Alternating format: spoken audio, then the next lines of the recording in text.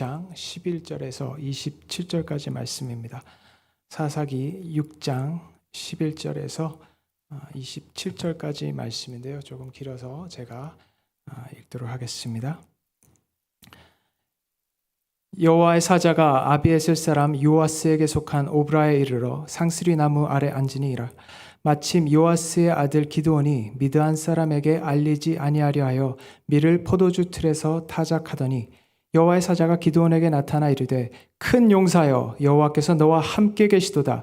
기드온이 그에게 대답하되 나의 주여 여호와께서 우리와 함께 계시면 어찌하여 이 모든 일이 우리에게 미쳤나이까. 또 우리 열조가 일찍 우리에게 이르기를 여호와께서 우리를 애굽에서 나오게 하신 것이 아니냐 한 그 모든 이적이 어디 있나이까. 이제 여호와께서 우리를 버리사 미디안의 손에 붙이셨나이다. 여호와께서 그를 돌아보아 가라사대 너는 이 내 힘을 의지하고 가서 이스라엘을 미디안의 손에서 구원하라. 내가 너를 보낸 것이 아니냐. 기드온이 그에게 대답하되 주여 내가 무엇으로 이스라엘을 구원하리이까. 보소서 나의 집은 므낫세 중에 극히 약하고 나는 내 아비 집에서 제일 작은 자니이다. 여호와께서 그에게 이르시되 내가 반드시 너와 함께하리니 내가 미디안 사람 치기를 한 사람을 치듯 하리라. 기드온이 그에게 대답하되 내가 주께 은혜를 얻었사오면 나와 말씀하신 이가 주 되시는 표징을 내게 보이소서. 내가 예물을 가지고 다시 주께로 와서 그것을 주 앞에 드리기까지 이곳을 떠나지 마시기를 원하나이다. 그가 가로되 내가 너 돌아오기를 기다리리라.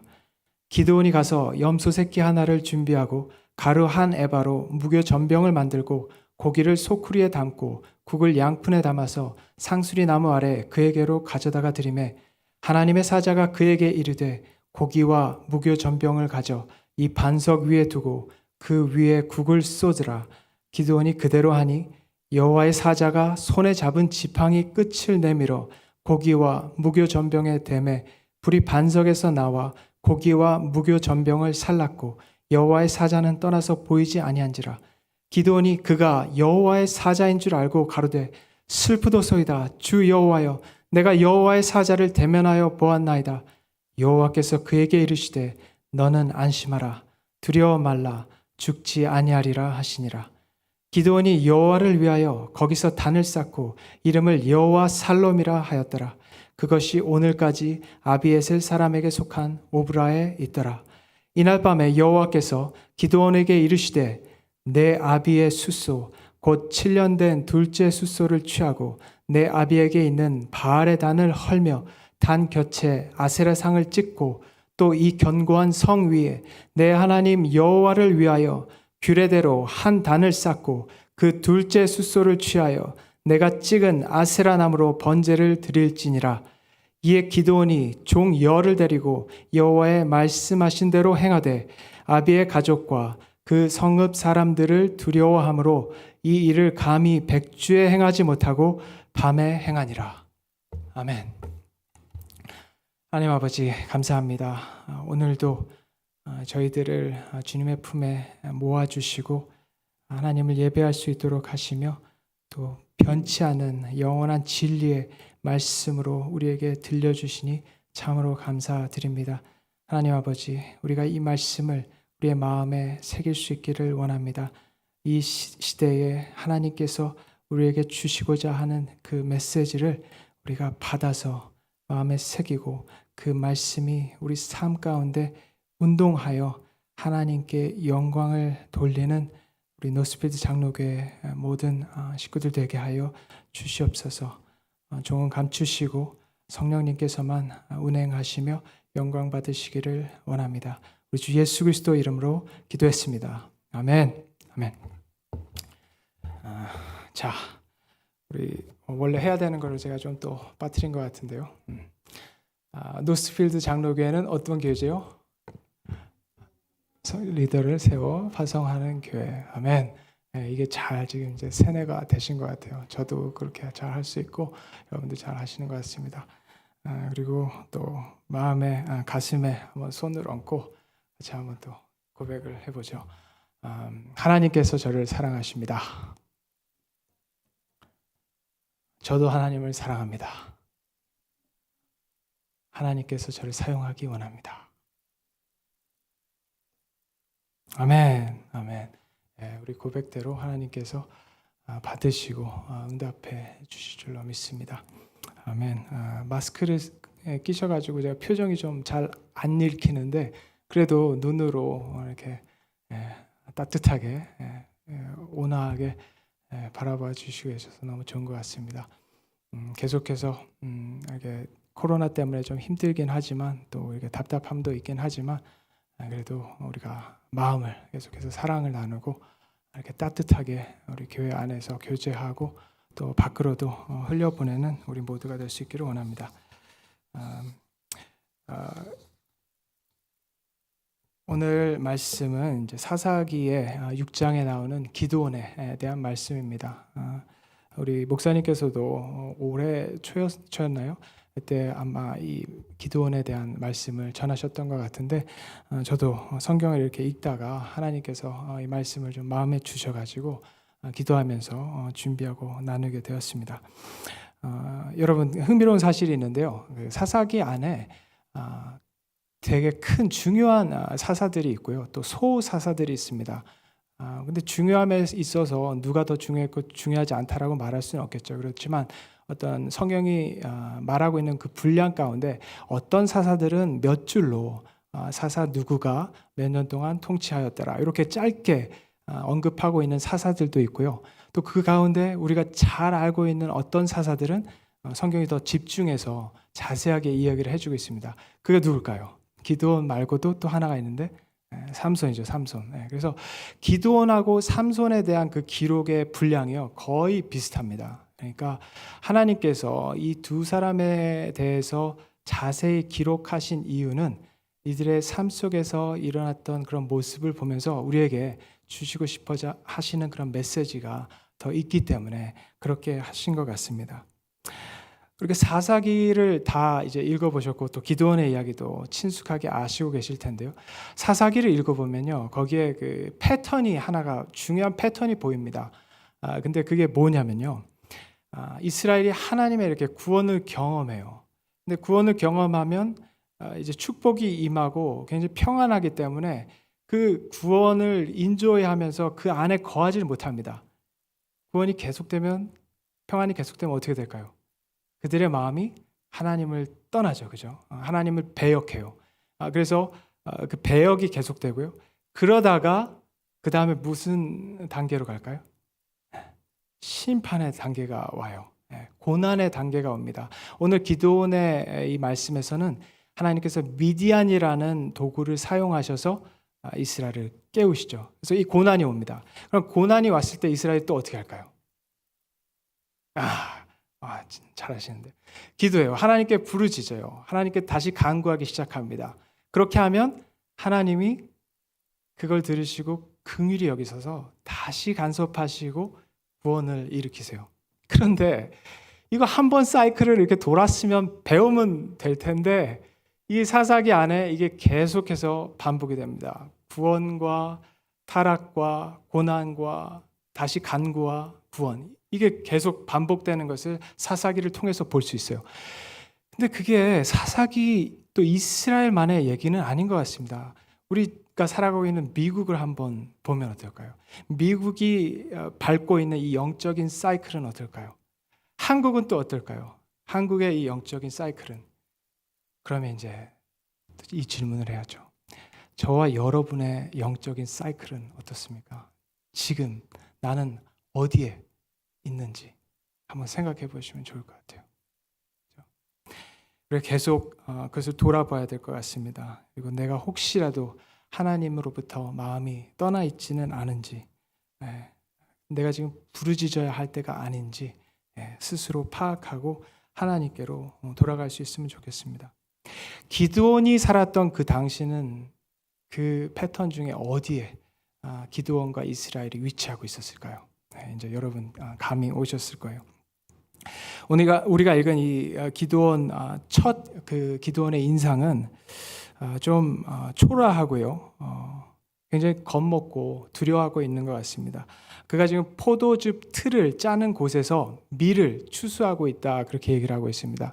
원래 지금 추수 때가 되어서 밀을 추수하려면요 굉장히 넓은 공간이 필요합니다. 평평하고 넓은 공간에 밀을 이렇게 부러뜨려 놓고 그다음에 소가 또 필요하죠. 소가 지나가면서 이 밀을 이렇게 탈곡을 할 수 있게 해줘야 되는데요. 지금 기드온이 너무나 두려워서 미디안의 그 눈을 피해서 지금 포도를 짜고 있는 그 즙 틀에서 이걸 탈곡을 하고 있대요. 그런데 포도즙을 짜는 그 틀은요, 바위로 만들어져 있었다고 합니다. 그리고 움푹 패여진 곳에 이렇게 포도를 놓고 밟아서 짰는데, 지금 기드온이 거기서 추수를 이렇게 하고 있다는 말은 아마도 지금 이 추수의 양이 굉장히 적었던 것을 우리에게 암시를 하고 있습니다. 기드온의 마음에 어떤 생각이 들고 있었을까요? 이걸 추수해서 내년까지 버텨야 되는데 과연 내가 버틸 수 있을까? 나와 우리 가족들이 살아남을 수 있을까? 기드온에게는 아마 그때가 자기 인생에 아마 제일 낮은, 우리말로 하면 바닥을 치는 그런 상황에 와 있지 않았을까 생각을 합니다. 그런데 기드온에 대해서 우리가 묵상을 하다 보니까 지금 이 시기를 살아가고 있는 많은 사람들 가운데서도 기드온과 비슷한 생각, 기드온과 비슷한 마음을 갖고 있는 사람들이 적지 않을 것 같다라는 그런 생각이 듭니다. 그런데 이 짧은 본문 안에서요, 우리가 처음 만나는 기드온과 이제 이후에 만나는 기드온은 너무나 다른 사람으로 변화가 되었습니다. 처음에는 내가 어떻게 이런 상황까지 내려오게 되었나, 나에게 이제 소망이나 있기나 할까라고 그렇게 속으로 독백을 할 것 같은 그런 기드온이 변화됐어요. 근데 무엇을 통해서 변화가 됐을까요? 우리가 읽은 대로 하나님과의 만남을 통해서 기드온이 변화가 됐습니다. 기드온의 이전 모습과 이제 이후의 모습은 전혀 다릅니다. 그 증거가 뭐냐면요, 이때까지 지금 숨어서 타작하는데 마음과 온 생각이 거기에 있었던 기드온이 하나님을 예배하고 하나님께 제단을 쌓는 사람으로 바뀝니다. 그리고 나서 기드온이 하나님을 무엇이라 표현하냐면요, 여호와 샬롬, 여호와 샬롬이라고 표현을 합니다. 여러분, 제가 성경에서 다시 한번 찾아봤어요. 하나님의 이름이 여러 가지로 성경에 나오고 있는데 우리가 기억하는 대로 여호와 이레도 있고요. 또 여호와 라파, 계속 물으면 계속 대답하실 수 있을 것 같아요. 하나님의 그런 이름들이 나오는데 지금 여호와 샬롬, 여호와는 평강이시다, 평화시다라는 이 고백은 기드온이 처음 성경에서 하는 고백입니다. 기드온이 처음 했어요. 이전에 기드온 안에 그 샬롬이 없었죠. 평강이 없었어요. 근데 하나님을 만나고 나니까 이 사람이 하나님은 평화시구나, 하나님은 나의 평안이시다라고 고백을 하고 있습니다. 그래서 오늘 우리도 우리 안에 잠깐 하나님의 그 평강이 없었다면 이 평강이 회복되는 그런 시간이 될 수 있기를 원합니다. 여러분, 기드온의 이 여호와는 샬롬이라는 고백은요, 체험적인 고백이었습니다. 그리고 기드온이 이후에 하나님께 만드는 그 제단은 자기의 경험적인 신앙에서 우러나온 그런 제단이요, 예배였습니다. 여러분들에게 질문을 드립니다. 여러분은 성경의 하나님을 직접 체험하고 경험하셨나요? 내가 경험하고 만난 하나님을 예배하고 계신가요? 아니면 누군가가 나한테 가르쳐준 하나님, 문자적으로 또는 개념적으로 알고 있는 그런 하나님을, 내가 오랜 전통 가운데 익숙해진 그런 하나님을 예배하고 있는가요? 오늘 기드온에게 일어났던 그 변화가, 그 만남이 우리 안에게도 일어날 수 있게 되기를 원합니다. 내가 직접 만나고 경험한 살아계신 예수 그리스도를 경배하는 저와 우리 모두가 될 수 있기를 원합니다. 그리고 내가 이미 하나님을 만났지만 오랜 시간이 지나면서 루틴이 되어지고 습관이 되어지고, 그래서 하나님을 믿는다고 고백하고 기도한다고 해도 밋밋함이 있다면 내 마음에 하나님과의 그 연결고리가 느껴지지 않는다면 다시 한번 우리 하나님을 만나고 경험하게 되는 그런 시간이 되기를 원합니다. 그렇게 되기 위해서는 우리가 다시 질문을 해야 됩니다. 다른 사람들한테 질문하는 것이 아니라 살아계신 그분에게 질문을 직접 해야 되는 것입니다.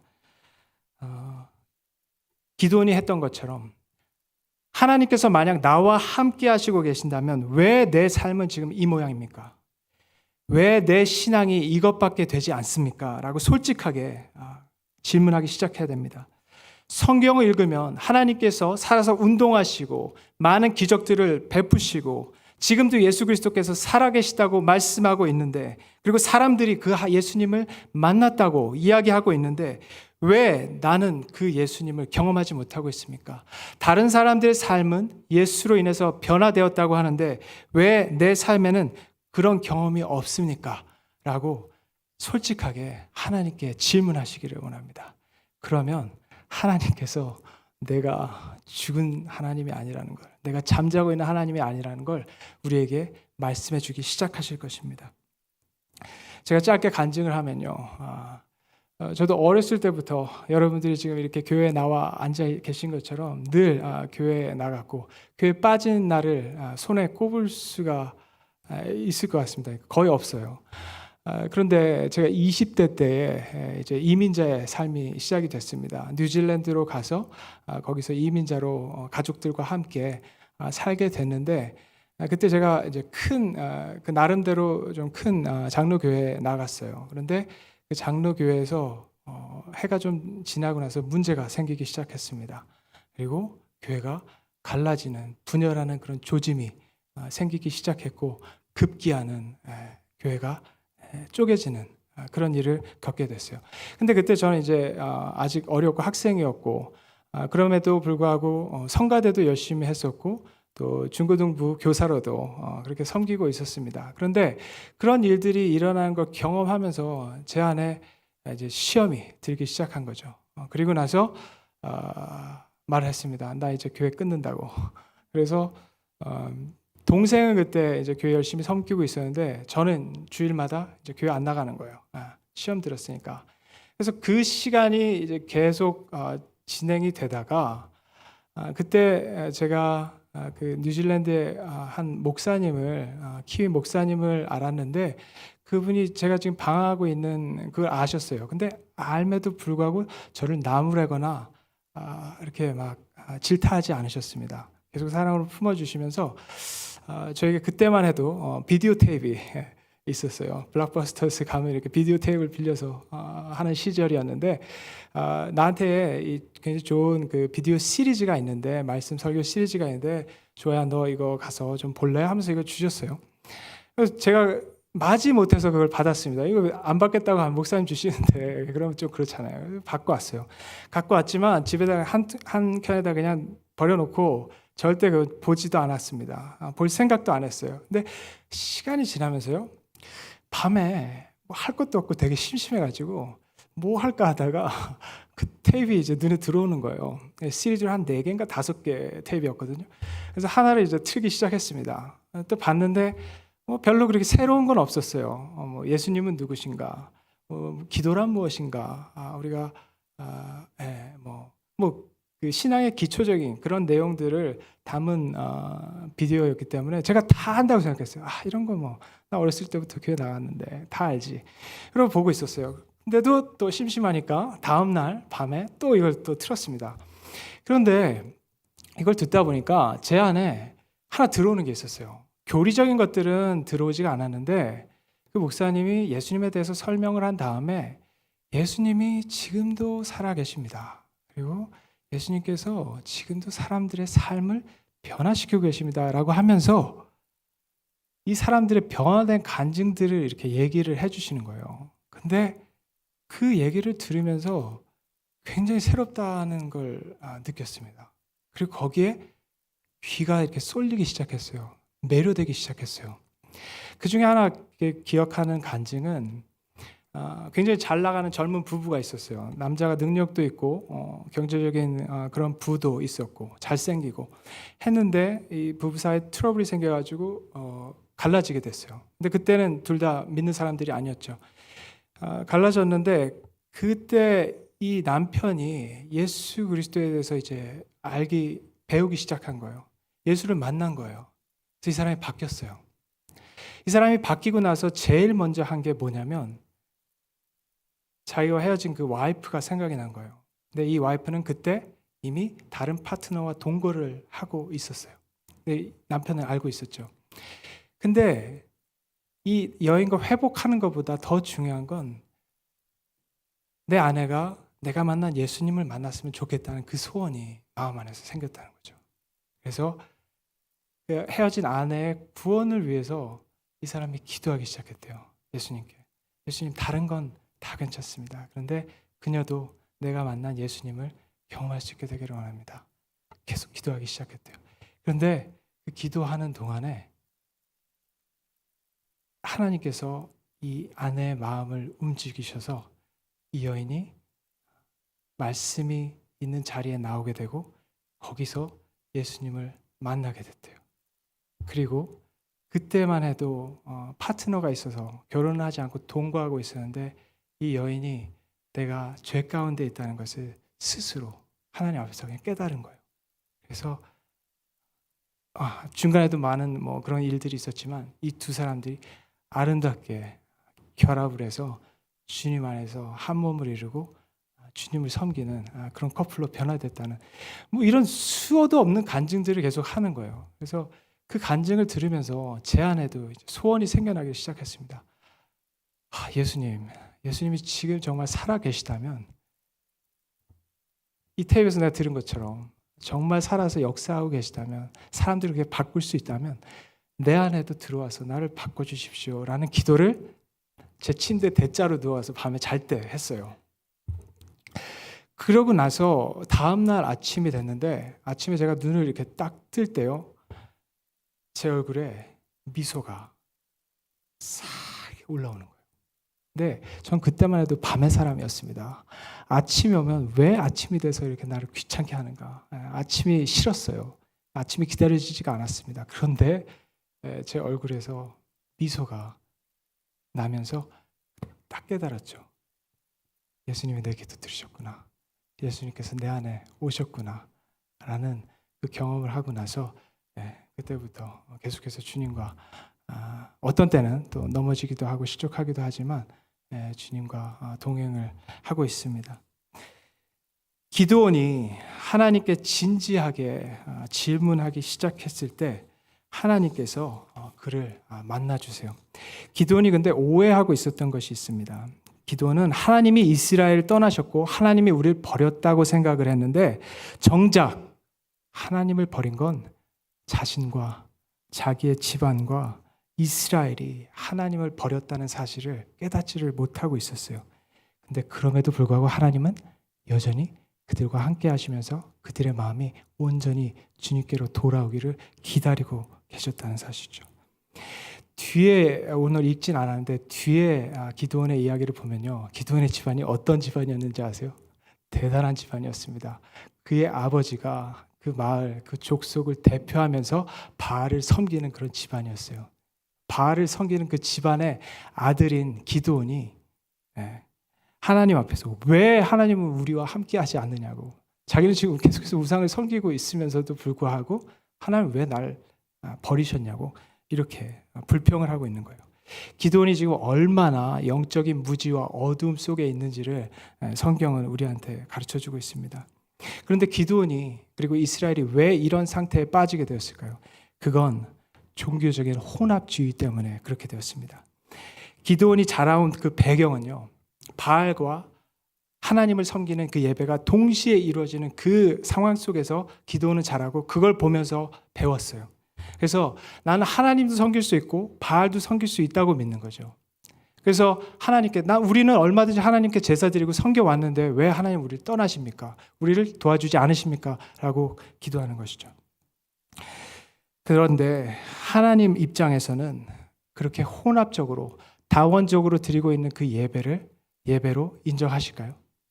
네, 하나님은 그 예배를 인정하시지 않으세요. 인정될 수가 없습니다. 그런데 우리 하나님이 은혜의 하나님이신 것이 지금 그런 기드온에게 주님이 먼저 찾아오셔서 너는 큰 용사요, 내가 너와 함께한다 라고 말씀을 해주십니다. 이 기드온의 말도 안 되는 그런 모습에도 불구하고 나는 너와 지금 함께하고 있고 너는 큰 용사라 그렇게 말씀을 하고 계세요. 그리고 내가 너를 사용하기 원한다 라고 말씀하십니다. 여러분, 무엇이 우리로 하여금 하나님께 사용받을 수 있는 자격을 줄 수 있겠습니까? 제가 지금 무슨 자격으로 여러분들 앞에 서서 하나님의 말씀을 감히 전달하고 대언을 할 수가 있습니까? 여러분과 제가 무슨 자격으로 거룩하신 하나님 앞에 나와서 예배를 드릴 수가 있을까요? 아무도 자격이 없죠. 나는 자격이 없습니다. 나는 미약하고 극히 작은 자입니다. 기드온이 고백했던 것처럼 우린 그렇게 고백할 수밖에 없습니다. 그런데 우리로 하여금 하나님의 일꾼이 되게 하고 하나님의 사람이 되게 하는 그 능력은 우리 안에 있지 않고 하나님의 말씀과 하나님의 그 약속에 있습니다. 우리와 함께 하시겠다는 그 약속 가운데 있어요. 기드온에게 너는 큰 용사라 말씀을 주시고요. 그다음에 내가 너와 함께 한다라는 약속을 주십니다. 구약에서 그때 하나님의 약속은 너를 용사로 만들겠다 하셨는데 이 신약 시대에는 그 약속이 조금 바뀝니다. 지금은 하나님께서 우리에게 뭐라고 말씀하시냐면요. 일단 동일한 약속을 주세요. 내가 세상 끝날까지 너희와 항상 함께 하겠다 말씀하시고요. 그다음에 너희는 나의 아들이요 딸이라 라고 말씀하십니다. 그리고 너는 왕 같은 제사장이라 말씀하십니다. 그리고 너는 나의 소유된 백성이요 거룩한 나라라 라고 말씀을 하고 계세요. 그런데 오늘 이 말씀을 들으면 여러분 이게 내 말씀 같이 받아지세요? 확 받아지세요? 이게 너무 황송하지 않습니까? 내 모습을 보면 내가 뭐가 거룩해요? 난 지금 혼자인데 내가 무슨 나라예요? 근데 하나님은 우리한테 기드온에게 너는 용사라 말씀하신 것처럼 이 더 큰 말씀을 우리에게 주고 계세요. 그런데 여러분, 내가 아무리 부족하게 느끼고 나는 그걸 받아들일 수 없는 것처럼 생각이 되지만 하나님의 말씀이 옳습니다. 하나님의 관점이 진리입니다. 아멘. 아멘. 내 관점에서는 난 아니에요. 그렇지만 하나님이 이렇게 말씀하셨고 약속하셨기 때문에 우리는 그렇게 믿는 거예요. 그래서 제가 당신 여러분은 하나님의 아들이요 딸입니다 하면 아멘 하세요. 제가 몇 가지 할 테니까 계속 아멘 하셔야 됩니다. 너는 내 아들이요 딸이다. 너는 왕 같은 제사장이다. 너는 내 소유된 백성이다. 너는 거룩한 나라다. 너는 세상의 빛이다. 아멘. 이게 하나님의 관점이에요. 하나님의 말씀이고 이건 변치 않아요. 우리가 어떻게 해도 어떤 때는 실패하고 어떤 때는 우리가 빛 같지 않게 할지라도 하나님의 눈에는 우리는 거룩한 나라예요. 왕 같은 제사장들이에요. 그리고 이제 이것을 믿는다면요. 우리가 어떻게 해야 될까요? 혼합적인 신앙을 버려야 돼요. 그건 양립할 수가 없습니다. 하나님을 섬긴다고 하면서 내 안에 있는 우상을 따라가고 있다면 이건 하나님께 받아들여지지 않아요. 우리 쪽에서는 저 사람 굉장히 열심히 있다고 말할 수 있지만 하나님이 보실 때는 그건 예배가 아닙니다. 하나님 우리의 중심을 보시고 우리 안에 무엇이 있는지 아세요. 우리가 만약 물질을 가장 중요하게 여긴다면 내 가족이나 성공과 쾌락이나 다른 우상들을 중요하게 여긴다면 주님 앞에서 예수 그리스도 안에서 우리의 개인의 재단을 다시 새롭게 쌓을 수 있기를 원합니다. 그리고 사람들이 볼 수 있게 기드온이 높은 성벽 위에 하나님께 제사하는 그 단을 쌓은 것처럼 우리도 그런 단을 쌓을 수 있게 됩니다. 근데 하나님이 놀라운 일을 하세요. 기드온이 이제 살아있는 하나님을 경험하고 예배하기 시작하자 하나님께서는 이제 너 혼자만의 예배로 내가 만족할 수 없다 라고 말씀하세요. 너만 이제 나를 예배하는 것이 아니라 너와 내 집안과 내 족속이 나에게로 돌아오게 하라는 그런 사명을 주세요. 너만 회복된 것으로 만족하지 말고 내 주변에 있는 사람들도 나와의 관계를 회복할 수 있도록 하라 라는 그 명령을 주십니다. 근데 이거 하는 게 쉬운 일이었을까요? 쉽지 않죠. 두려운 일이죠. 기드온이 어떻게 해요? 10명의 하인들을 데리고 그날 밤에 바로 순종을 했습니다. 그런데 왜 밤에 했을까요? 대낮에 아세라상과 바알 우상을 회파하면 사람들이 자기를 가만두지 않을 테니까, 죽일 수 있으니까 두려워서 그렇게 했습니다. 그래서 여기서 우리가 하나 중요한 것을 배워야 돼요. 한 사람이 하나님을 바로 알고 예배하기 시작할 때요, 주변에 하나님이 영향을 그 사람을 통해서 미치기 시작하세요. 누구의 눈을 먼저 뜨게 하셨는지 아십니까? 읽진 않았지만 기드온의 아버지 요아스의 눈을 뜨게 하세요. 그래서 이때까지는 자기가 앞장서서 바알을 섬겼는데 이제 바알이 진짜 신이라면 기드온을 처단하게 하라. 너희가 기드온을 죽이지 말고 바알이 신이라면 자기의 명예를 그렇게 훼손했으니까 바알이 스스로 처단하게 하라라고 하면서 기드온의 편에 들고 다시 하나님의 편으로 돌아오기 시작합니다. 그래서 요아스가 돌아오기 시작하니까 기드온의 족속이 돌아오기 시작하고 이스라엘이 하나하나 하나님께로 돌아오기 시작해요. 말씀을 준비하면서 제가 그 팀 켈러 목사님이 이 기드온에 대해서 쓴 그런 그 구절을 읽게 되었습니다. 이렇게 말씀하세요. 내 주위의 대적을 파괴하기 전에 내 안에 있는 대적을 무너뜨려야 합니다. 내 주위에 있는 대적을 파괴시키기 전에 내 안에 있는 대적을 무너뜨려야 합니다. 이 길만이 우리 삶에 새로운 부흥이 일어나는 유일한 방법입니다. 기드온은요, 이스라엘 사람들은요, 미디안이 문제라고 생각했어요. 미디안이 해마다 와서 우리를 탈취하고 공격하고 압제하는 이것이 문제라고 생각했습니다. 그래서 미디안만 없어지면 우린 다시 평화롭고 안전한 삶을 누릴 수 있다고 생각했어요. 그런데 하나님은 미디안이 문제가 아니라고 하십니다. 우리 밖에 있는 환경이 문제가 아니래요. 내 안에서, 내 안에 있는 우상들과 적들이 무너질 때, 그때 비로소 우리는 하나님의 용사가 되어서 내 주변에 있는, 내 환경에 있는 장애물들과 공격하는 것들을 무찌를 수 있다는 것을 기도원을 통해서 말씀을 해주시고 계십니다. 여러분, 용사는요, 그냥 혼자 독불 장군이 아닙니다. 하나님이 말씀하신 용사는 하나님께 속한 용사예요. 군주에게 충성하는 용사죠. 그렇죠?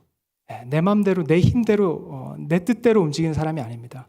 그리고 하나님께서 내가 영원히 너와 함께 하겠다고 약속하시는 것은요, 뒤집어 보면 네가 나와 영원히 함께 하기를 원한다, 그 말씀을 하고 계신 거예요.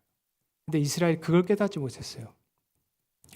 하나님은요, 우리가 일주일에 한 번 아니면 교회라고 불리는 이 장소에 모여서 하나님을 기억하고 하나님과 함께하는 것, 그것을 원하고 계시지 않습니다. 그것을 넘어서서, 그것도 중요하지만 모든 곳에서 우리의 일터와 우리의 집과 우리의 모든 만남 가운데 하나님께서 함께 하시기를 원해요. 심지어 여러분이 인터넷 세상 가운데 들어갔을 때도 하나님은 여러분과 함께 하기를 원하십니다. 우리의 머릿속에, 그리고 우리의 무의식 깊숙한 곳까지 하나님은 초대받기 원하시고 우리와 함께 하기를 원하세요. 기드온을 부르신 하나님께서요, 저와 여러분을 용사라고 부르시고 계세요. 그리고 약속하십니다. 내가 널 떠난 것이 아니다.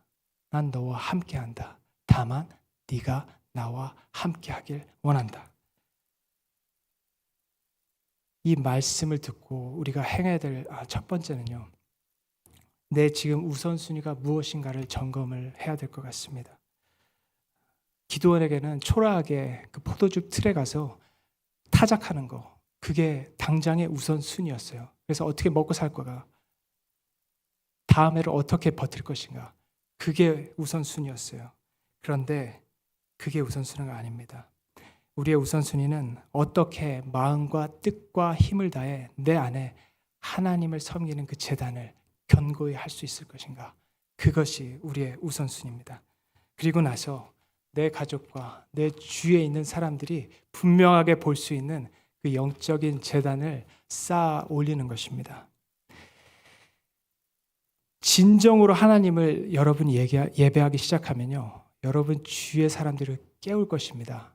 그런데 그런 긍정적인 효과도 있지만 반대로 부정적인 효과도 있을 거예요. 여러분을 공격할 수 있습니다. 여러분을 비웃을 수 있어요. 조롱할 수 있어요. 대충 하라고, 너무 티나게 그렇게 하지 말라고, 그렇게 우리를 디스커리지 할 수 있어요. 그렇지만 용사는 거기에 굴할까요? 굴하지 않을까요? 굴하지 않아요. 하나님의 능력으로 하나님만 의식하면서 우리가 그 일을 해나갈 수 있기를 원합니다. 그래서 이 제단에 대해서 제가 묵상하다 보니까 예수님께서 주셨던 그 비유가 생각이 났습니다. 모래 위에 쌓은 집과 반석 위에 쌓은 집. 생각해 보면요, 세상 모든 사람들이 나름의 제단을 쌓고 있는 것 같습니다. 내가 가치를 두는 것, 내가 추구하는 것, 목표를 두고 누구나가 제단을 쌓고 있어요. 근데 그것이 우상을 향한 것일 수도 있고 나 자신을 향한, 나를 향한 그런 제단일 수도 있습니다. 그런데 그런 제단들은요, 결국 다 무너지게 되어 있습니다. 흔적도 남지 않게 되어 있어요. 지금 한국도 그렇고 미국에서도 그렇고 교회 안에서 지금 하나님을 향한 그 예배 제단이 무너지고 있다는 그런 염려스러운 목소리가 들려지고 있습니다. 그런데 여러분, 제일 먼저 무너질 제단은 어떤 제단인지 아세요?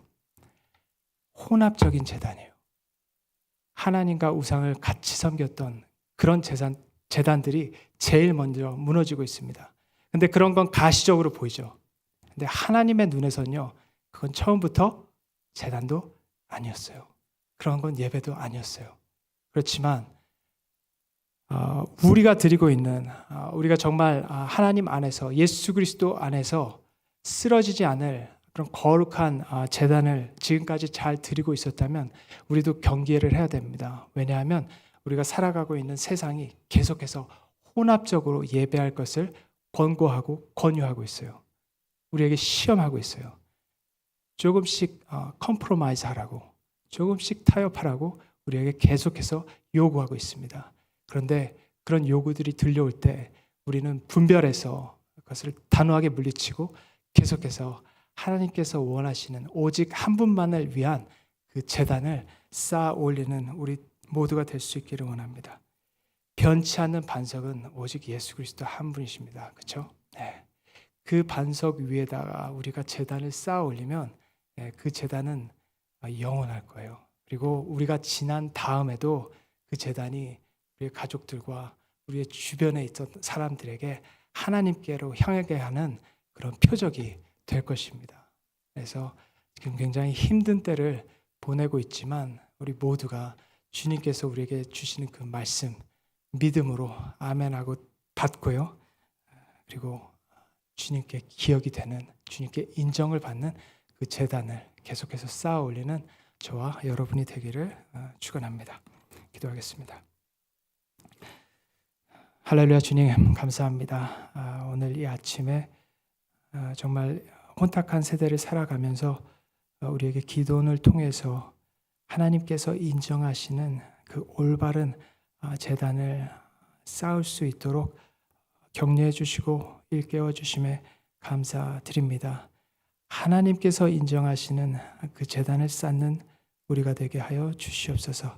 하나님께서 인정하시는 그 거룩한 오직 한 분을 위한 예배를 올려드리는 우리 노스필드 장로교회가 될 수 있도록 주님 지키시고 인도하여 주시옵소서. 감사하며 예수 그리스도 이름으로 기도했습니다. 아멘.